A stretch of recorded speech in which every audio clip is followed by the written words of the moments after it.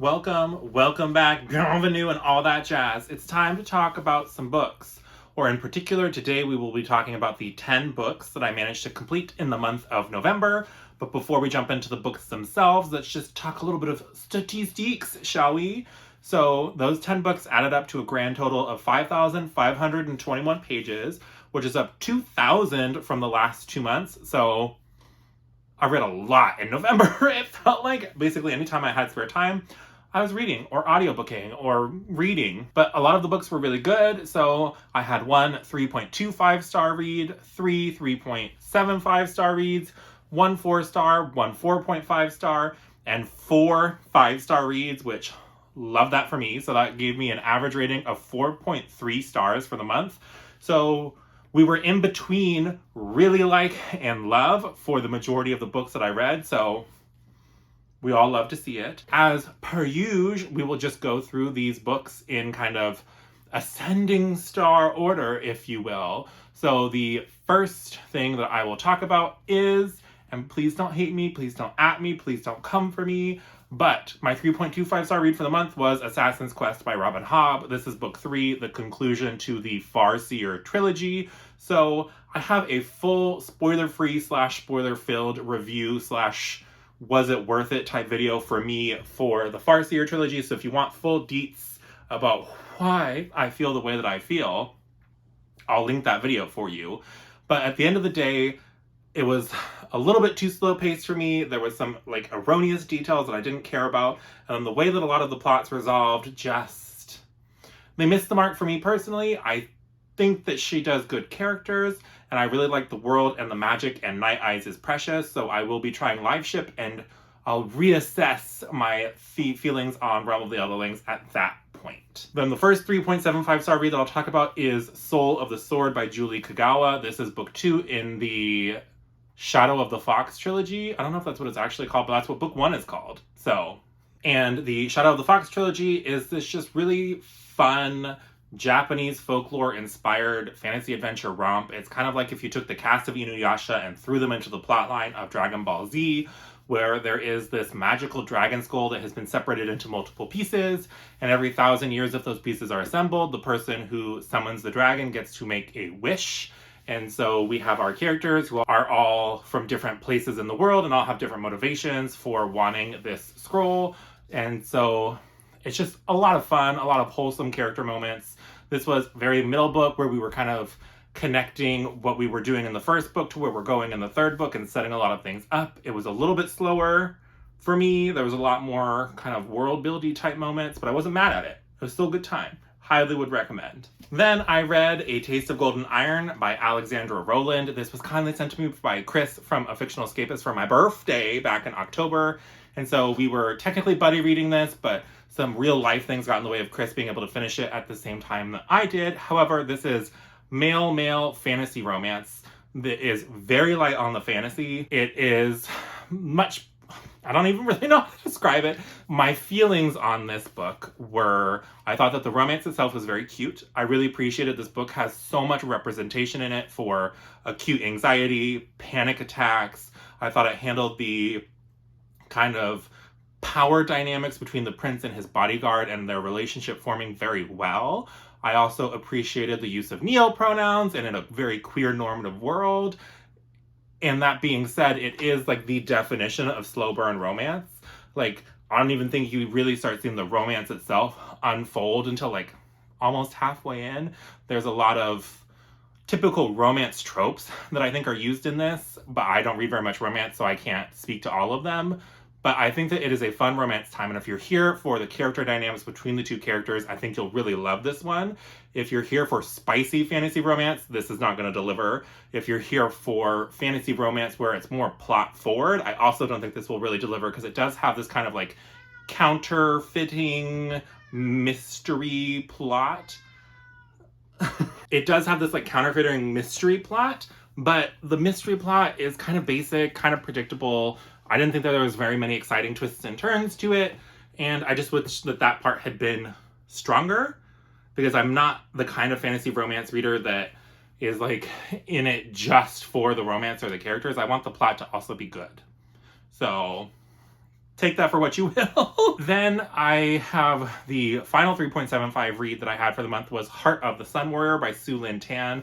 This is book 2 in the Celestial Kingdoms duology. Book 1 is Daughter of the Moon Goddess. And I enjoyed Heart of the Sun Warrior. There are many moments that I liked it a lot. However, the thing that I liked the least in the Celestial Kingdoms duology is the romance aspects. And I think Heart of the Sun Warrior leaned into those more than book 1 did.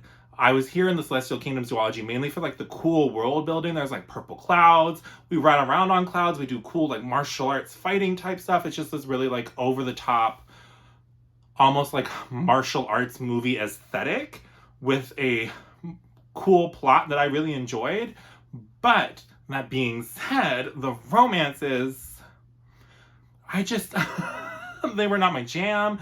It was just, So unfortunately that made like a large portion of Heart of the Sun Warrior like very eye-rolling for me personally, because I did not care about the romance things that were happening on the page. But if you like fantasy that's cool, Asian-inspired kind of fantasy, I would say try Daughter of the Moon Goddess. And if you liked Daughter of the Moon Goddess, know that the kind of episodic feel of that is kind of lost in Heart of the Sun Warrior. It's a much more linear story. We're not jumping around in time as much. And so just be aware when going in that Heart of the Sun Warrior feels quite different from Daughter of the Moon Goddess, at least in my opinion. Now we're moving into the 4-star territory. So my 4-star read of the month was The Lost Metal by Mr. Brandon Sanderson. This is book 4, the conclusion to the second era of Mistborn. And we have a full spoiler-filled discussion video for The Lost Metal over on Angela's channel at Literature Science Alliance. So I'll link that video below. So The Lost Metal, I have complicated feelings about. Era 2, if you don't know, is kind of the continuation of Era 1 in that it is the same world, but it's hundreds of years in the future. Technology has advanced. The magic has advanced in interesting ways. It is a much more kind of fun, pulpy, mystery, adventure romp, I would say, than Era 1 was. And The Lost Metal in particular had the most interconnectedness of any Cosmere novel to date. I would say that if you're curious about reading The Lost Metal or Era 2 in particular, that you definitely want to have at least read The Emperor's Soul before going in, because you'll see more of the Easter eggs that are present. It was a lot of fun in the plot, but Wayne, my God, he had the most frat dude bro humor that I've ever seen, which no shame on you if you like that humor. I love that for you. But there were some moments in this book in particular that felt like emotionally charged or super epic, and I felt like I just didn't need Wayne cracking jokes in those moments. And so that really hampered my love of Lost Metal. I think if it wasn't for that, it would have been an easy 5-star read.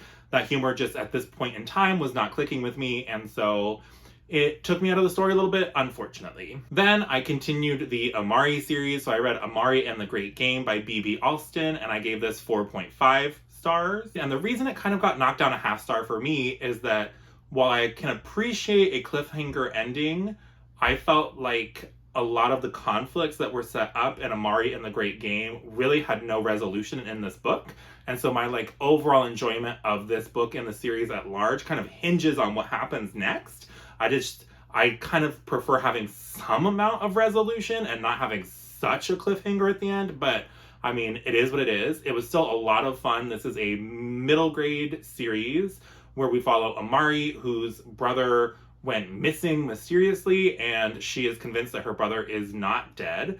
And one day she gets this mysterious suitcase that appears in her closet and gets whisked away to the kind of Department of Magical Affairs, or I don't totally, Supernatural Affairs maybe, and basically goes to magical summer camp and learns all about the magical world and tries to start looking into the mystery of what happened to her brother. It is full of charm and heart, and it's just all of the things that you want from an adorable middle grade adventure, and I would highly recommend you check it out. And that is book 1, Amari and the Night Brothers. And then maybe wait on book 2 until you have book 3 closer to coming out, because that cliffhanger ending, not a fan. Then we have my slew of 5 stars. So the first 5-star read that I'll talk about is Night of the Dragon by Julie Kagawa.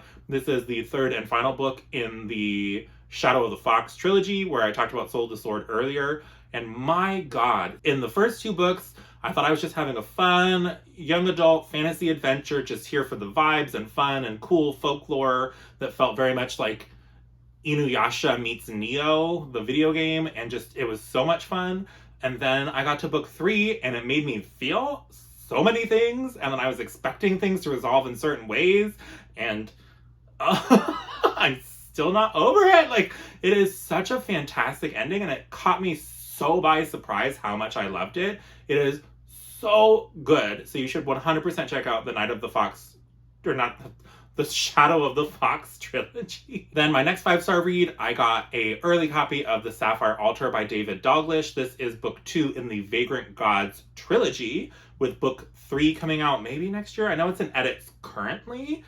And this is the epitome of fun, awesome, coming of age / gods among us / rebelling against the evil empire fantasy, which is just so up my alley. So book 1, The Bladed Faith, I have a full spoiler-free review video on my channel for, so I'll link that if you want more details on this series as a whole. But just know, if you want awesome action and just cool world building, then you should 100% check out The Vagrant Gods. Basically what's happening is there's this evil empire known as I think it's the Everlorn Empire, run by the god incarnate, who Catfur, who is basically sending out his armies and taking over neighboring countries and just trying to set himself up as the one true religion, if you will. And in this world, each country has their own deities, and these deities are physical beings on the planet that they can interact with, see, touch, worship, all that kind of stuff. And so he's going through and systematically wiping out these deities and trying to retrain these peoples into worshiping him.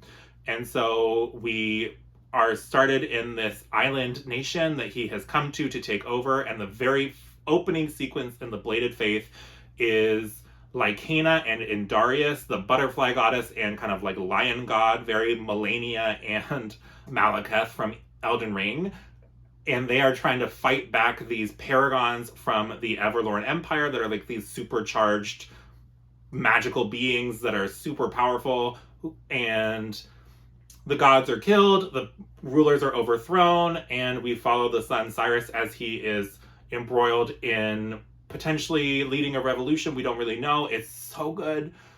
So good. And if you think that's spoilers, that's literally the first chapter.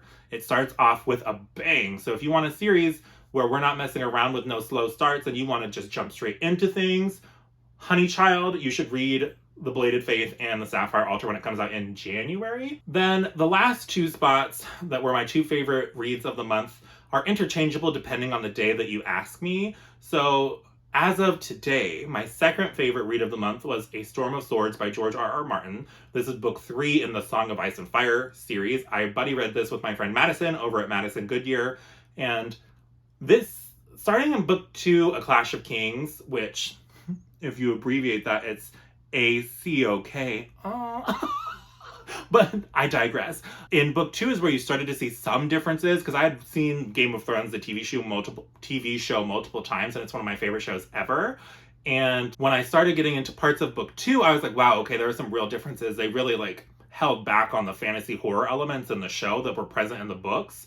And then I got to A Storm of Swords, and I was like, okay. And then the epilogue of A Storm of Swords? What the actual was that? Like, I was like, wait. And it was just, it was such a fun ride. So Song of Ice and Fire is kind of intimidating. It is a massively chonky series and is notoriously unfinished. But let's be honest, many of us on the booktubes or the bookternet are horrible at finishing reading series even when they are available. So you pretending like you were going to binge the whole series when the next book comes out, who are you kidding? So I would highly recommend you check it out. Read it if you want to. There's a big read-along going on next year with a bunch of different people on the bookternet. And it is so worth it if you like sprawling, political, epic fantasy with horror elements, with masterfully done characters and gray characters and characters that you hate, then love, then hate again. Like, it doesn't get better than A Song of Ice and Fire, especially A Storm of Swords, is probably my favorite in the series so far. And then my read of the month, surprising absolutely nobody, is The Fellowship of the Ring by J.R.R. Tolkien. And I know a lot of other booktubers are like, I don't include rereads on my book of the month. And I'm like, on that. If you can topple a reread of an all-time favorite, then you know that book was friggin' phenomenal. And I feel even more comfortable putting The Fellowship of the Ring on here because I read it for the first time in audiobook. I listened to the Andy Serkis narrations, and they are phenomenal. The characterization that he gives to each person's voice, the cadence, just, it is masterfully done. It feels like you're sitting at a campfire with somebody telling you this story of what had happened in the village next door. Like, it is so good, so atmospheric. Yes, he sings every single song in the Lord of the Rings, and I know that a lot of people, especially in the Fellowship, kind of hate on the songs, but I would argue that the songs are where you get a lot of the like really ancient lore world building. You learn more about what had happened in the first and second ages, and it's just so much fun, and it brings just like such heart and levity to some of the darker things that happen in Fellowship and Lord of the Rings as a whole. And I know that people also really don't like Tom Bombadil, but he's just fun. Like, if you don't like Tom Bombadil, you don't like fun. So, Fellowship is just, ugh. And I know that I'm so biased with Lord of the Rings because I have such strong nostalgia for it. I've been reading these books since I was in 5th grade. And so that's been the last, 15 years I've been reading these books. I don't really want to do the math. Don't ask me. It's been longer than 15 years. It's been probably 20. But then I also grew up going and seeing those films and just anticipating the release of the films and seeing them with my horseback riding instructor. And then the collection of books that I read from are the first Christmas or birthday gift that my husband ever gave to me. And so just so much nostalgia is locked up in Lord of the Rings. I just love this world and these characters and everything about it so much. It is so good. I would highly recommend it. I know that the writing style is less accessible. It is written in a slightly more formal / archaic-ish writing style. But I think that having Andy Serkis' audiobook narration will really help kind of make it more accessible for people. And I cannot recommend it highly enough. It is so good. But with that, I'll wrap up my books that I read in November. Have you read any of these? What are your thoughts on any of them? Or if you just want to let me know your favorite book of the month, I'd love to hear from you. If you want to leave an emoji, is there a ring? Leave some kind of ring or something along those lines for Fellowship of the Ring since it won. And that will bring this video to a close. So like this video if you liked it, subscribe if you want to see more bookish shenanigans like this from moi or Katya, who is apparently snuggling and getting nappy with me. Other than that, I hope you have a great rest of your day, and I'll talk to you again soon. Bye!